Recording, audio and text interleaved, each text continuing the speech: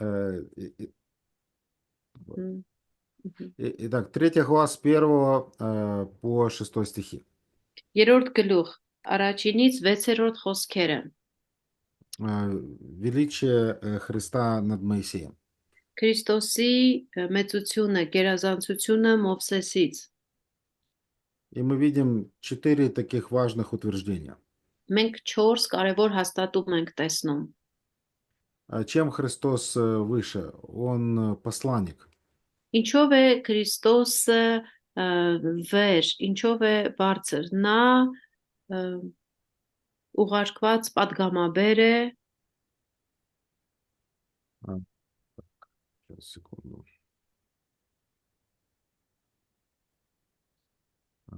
Он является нашим посланником, и главное повеление, которое мы видим в 1 стихе, чтобы мы, братья святые, что сделали? Уразумели посланника. եւ նա մեզ համար ուղարկվածն է, եւ ինչ է ասում առաջին խոսքում, որ մենք սուրբ եղբայրներ, երկնային Э- կոչմանոցը նայենք, այսինքն լսենք նրան, այդ մեզ համար ուղարկվածին։ И речь в данном случае идет о пристальном таком внимательном рассмотрении.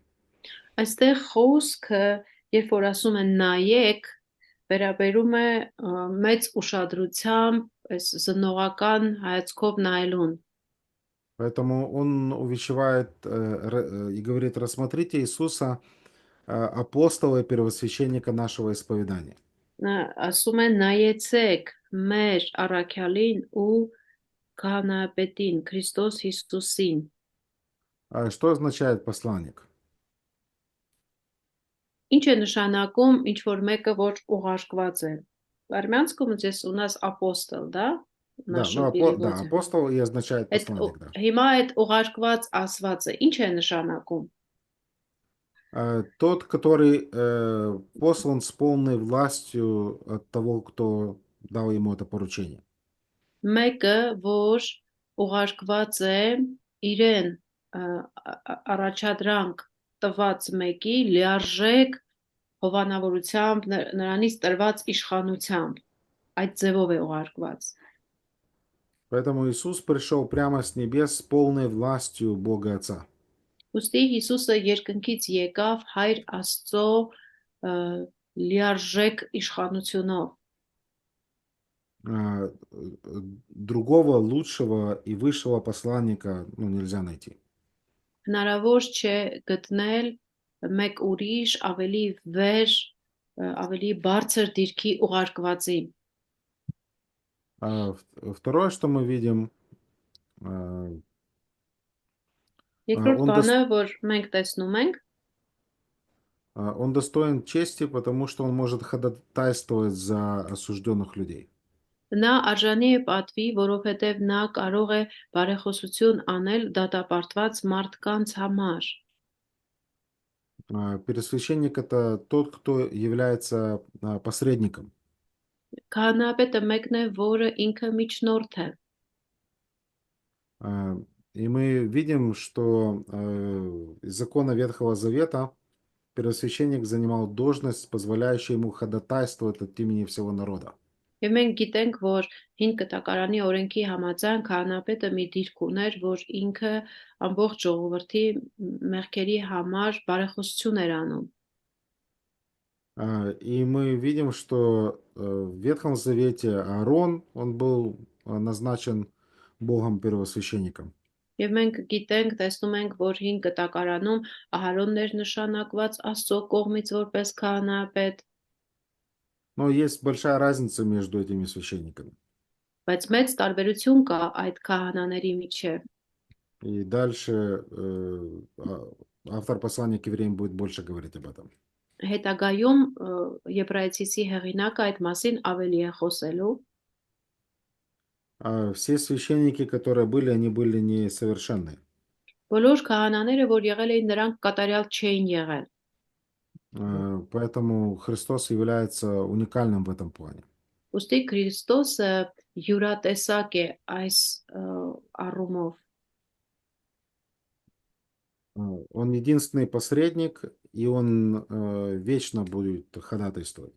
Նա միակ միջնորդն է եւ նա հավիտյանս բարեխոսություն է անելու։ Да, его не нужно заменять, он не должен исповедовать свои грехи. Он, Նա նա անփոխարինելի է։ Իրեն պետք չի, նա կարիք չունի իր համար մեղքերի խոստովանություն անելու։ Вторая причина, мы видим, что только Иисус обладает характером, позволяющим ему ходатайствовать. Երկրորդ բանը մենք տեսնում ենք, որ միայն Հիսուսը այդ բնույթը, բնավորությունը ունի, որ կարող է բարեխոսություն անել։ Он более верен, чем Моисей. Նա ավելի հավատարիմ է, քան Մովսեսը։ Моисей был верен в том, что Бог ему призвал. Մովսեսը հավատարիմ էր նրանում, ինչի մեջ որ Աստված իրեն կանչեց։ Но был ли Моисей святой? Բայց արդյոք Մովսեսը սուրբ էր։ Он ударил о камень. Նա հարվածեց վեմին, քարին։ Писание описывает его как наиболее кроткого человека, но все равно был момент, где он сорвался. Գրվածքը նրան նկարագրում է որպես ամենից հեզ մարդ, բայց պահը եկավ, որ նրա նյարդերը տեղի տվեցին։ И также в начале своей жизни он там кого-то убил и спрятал. Եվ նաև կյանքի սկզբում նա մեկին սպանեց, թաքցրեց։ А, Иисус превосходит Христа, Моисея. Եվ Հիսուսը գերազանց է Մովսեսից։ И когда он пришел с определенной задачей выполнить волю Небесного Отца. Երբ որ նա եկավ հստակ առաջադրանքով, որ կատարի երկնային հոր կամքը։ И его первосвященство и его жертва, мы видим, что он был без греха. Եվ նրա քահանայապետությունը եւ нրա զոհը, որ մենք տեսնում ենք, ամեն ինչը եղել է առանց որևէ մեղքի։ Далее читаем, мы видим третью причину в стихах 3 и 4.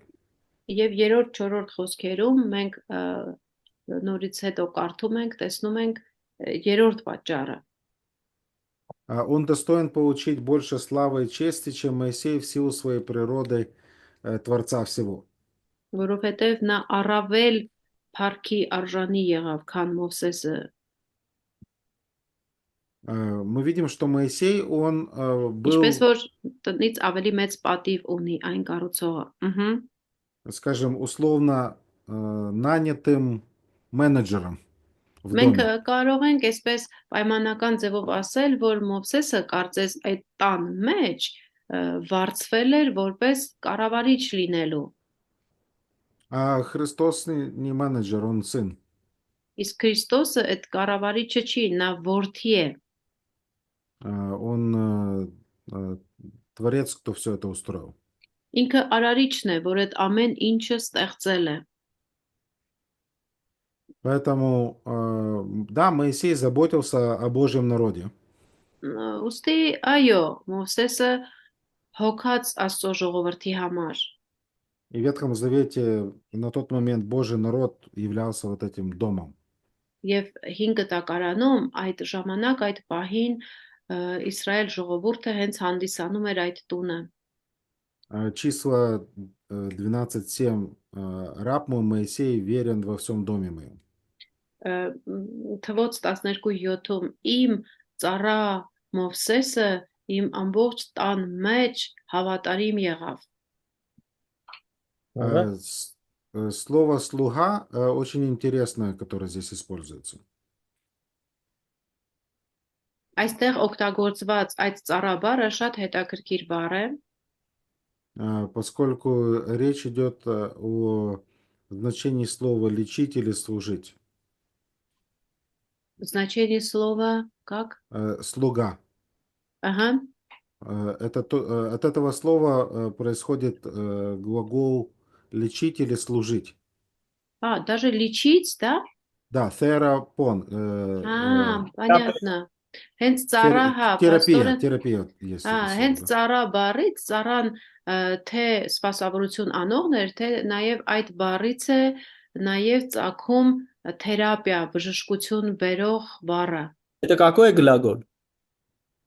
Слуга. Սլուգա հենց ծառան։ У нас Ո՞ւր թե нету это слово. Сейчас. Давно старается кем-либо устроившись массивы. Устроите. Пятый стих. Служитель. 5-րդ խոսքում եւ Մովսեսը հավատարիմ եղավ նրան բոշտան, որպես ծառա Հա։ վկայելու ավետիք խոսքերը, ասվելիք Ну, խոսքերը։ Моисей занимал уникальное место в Божьем народе в Ветхом Завете, как он ему служил. Հին կտակարանում Մովսեսը Աստծո ժողովրդի մեջ ծառայելու հարցում յուրատեսակ դեր էր զբաղեցնում։ И тем не менее мы понимаем, что вся система Ветхого Завета, она была бы построена на устаревании. Оно не было создано перманентным. Այդուհանդերձ մենք տեսնում ենք, որ հին կտակարանի այդ ամբողջ համակարգը այնպես էր կառուցված, որ կարծես հնանում էր։ Դա այնպիսի մի բան չէր, որ մշտական նպատակով էր ստեղծված։ Но служение Христа по сравнению с Моисеем гораздо больше. Он как сын над своим домом. Իսկ Քրիստոսի ծառայությունը համեմատած Մովսեսին շատ ավելի բարձր է։ Ինքը այստեղ այդ տուն ասվածի մեջ որդի է, ոչ թե Մովսեսի պես ծառա։ И 1 Тимофея 3:15 церковь названа домом. Առաջին Տիմոթեոս 3:15-ում եկեղեցին է անվանվում որպես տուն։ Поэтому Моисей, он верный слуга в Доме Божьем, Ուստի Մովսեսը հավատարիմ ծառա է Աստծո տան մեջ, а Иисус, он верный как сын над своим домом. իսկ Քրիստոսը իբրև որդի է հավատարիմ իր տան մեջ։ И в данный момент мы — это тот дом, над которым Христос верен. Եվ հիմա այդ տունը մենք ենք, որին Քրիստոսը հավատարիմ է։ Так. Надо двигаться дальше. Брат Вячеславджан, это значит 4-й, да? Да, да, 4-й. Иисус сын. Да. Иисус Поэтому вот эти 4 увещевания, Ուստի այս 3 բացատրությունները, որ մենք տվեցինք, по сути, я сейчас их сброшу вам. ես դրանք բոլորը ձեզ հիմա կուղարկեմ в чат, на всякий случай. Ամեն դեպքում ուղարկեցին չատ։ Должны были заставить снова читателя задуматься и внимательно размышлять о том, кто такой Христос и что Он делает. Այս ամենը պետք է ընթերցողին մտածելու տեղիք տար, որ նորովի նայեր ով է Քրիստոսը եւ ինչ է անում նա։ Потому что завтра мы посмотрим, происходит беда, когда мы убираем наш взор и смотрим в сторону. Եվ վաղը մենք կդիտարկենք այն մասերը, որ ինչ է լինում, երբ որ մենք մեր հայացքը իրենից հեռացնում ենք, ուրիշ կողմ ենք нայում։ Хорошо. Завтра будем уже на 4-й передаче ехать. Վաղը արդեն 4-րդի վրա կգնանք։ 4-րդից սկսենք։ Այս բաներն է ասում, այդ սկորսներն է ասում։ Хорошо. Спасибо, братья, за внимание. Спасибо за перевод. И завтра в 7:30 встречаемся. Во сколько? Во сколько? В 9:30 по-вашему. Да. Мы, по-моему, 7:30. Ինանցկես վաղը կհանդիպենք ձեր ժամանակով Брат ինանցկես։ Вячеслав, в течение этого курса у нас будет передача задний или нет? Зачем? А надо? Ասում է Խոսրով ջան, ասում է հետ ընթաց անելու ենք մեքենայի ընթացքը դեպի հետ գնալու ենք թե ոչ նայել ասում է ինչու հետ гнանք Ну, Мы если скоро мы... Тесла будем покупать. О, сейчас Тесла в цене падает. ասում է Տեսլա ենք շուտով գնելու ինքն էլ ասում է Տեսլայի գինը ընկնում է Да.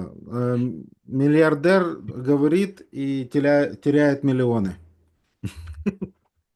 միլիարդերը խոսում է ու միլիոններ կորցնում Մի հատ բան կուզեմ ասես, Լիաննա ջան, մեր եղբորն ասա մեր սխալ հարցերին թող համբերատար լինի, բայց դրա մեջ կա նաև դրական կողմը, որ սխալ հարց ենք տալի, բայց ճիշտ պատասխան ենք լսում նաև հավելյալ ինֆորմացիաներով։ Мартун говорит, что, пожалуйста, будьте терпеливы, когда мы задаем неправильные вопросы, но в этом есть что-то позитивное. Даже когда наши вопросы неправильные, мы получаем правильные ответы и еще дополнительную информацию. Так что спасибо вам. Я не помню неправильных вопросов. Ես սխալ հարց չեմ հիշում։ Ինչի մասին է խոսքը։ Вы о чем? Ինչն է, որն եք ասում։ Դե այսօր նոր որ ասացի, որ Քրիստոսը այո մահացել է մեկին փրկելու, բոլորի համար։ Չէ, հասկանալի է, ինքը ուզում ասի, դա սխալ հարց չի, սխալ հարց չկա, դա է ասում։